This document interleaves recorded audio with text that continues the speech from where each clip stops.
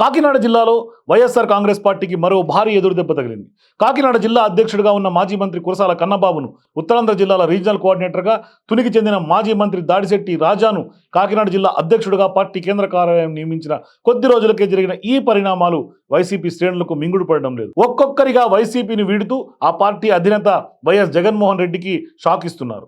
పార్టీకి ప్రతిష్టాత్మకంగా మారిన తుని పురపాలక సంఘం వైస్ చైర్మన్ ఎన్నికల్లో కీలక పరిణామాలు చోటు చేసుకుంటున్నాయి. ఇప్పటికే తుని పట్టణానికి చెందిన 3 మహిళా వైసీపీ కౌన్సిలర్లు టీడీపీలో చేరగా, తాజాగా శనివారం అదే పార్టీకి చెందిన మరో 10 మంది కౌన్సిలర్లు తాజాగా టీడీపీ తీర్థం పుచ్చుకున్నారు. దీంతో మొత్తం 13 మంది కౌన్సిలర్లు వైఎస్ఆర్సీపీకి గుడ్ బై చెప్పినట్లు అయింది. వీరందరికీ టీడీపీ పొలిట్ బ్యూరో సభ్యుడు యనమల రామకృష్ణుడు పార్టీ కండువాలు కప్పి సాదరంగా ఆహ్వానించారు.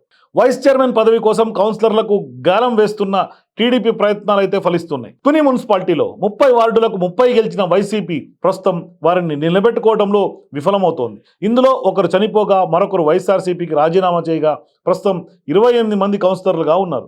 ఇందులో అత్యధిక కౌన్సిలర్లు టీడీపీలో చేరగా మిగిలిన వారంతా టీడీపీతో టచ్లో ఉన్నట్లు సమాచారం. వైసీపీకి అనుకూలంగా ప్రస్తుతం 14 మంది కౌన్సిలర్లు ఉండగా వైస్ చైర్మన్ పదవికి 15 మంది సభ్యుల మద్దతు అవసరం. అయితే అటు టీడీపీ ఇటు వైసీపీ గెలుపుపై ధీమాగా ఉన్నాయి. త్వరలో తుని మున్సిపల్ చైర్పర్సన్ ఎన్నిక జరగనున్న నేపథ్యంలో ఒక్కసారిగా ఇంతమంది వైసీపీని వీడటంపై జిల్లాలో పెద్ద ఎత్తున చర్చ నడుస్తోంది.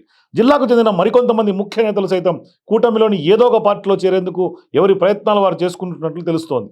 పార్టీ కార్యక్రమాలకు సీనియర్ నాయకులు దూరంగా ఉండటం, పార్టీకి దిశానిర్దేశం కరువవటంతో వైకాపా శ్రేణులు నిర్వేదంలో ఉన్నాయి.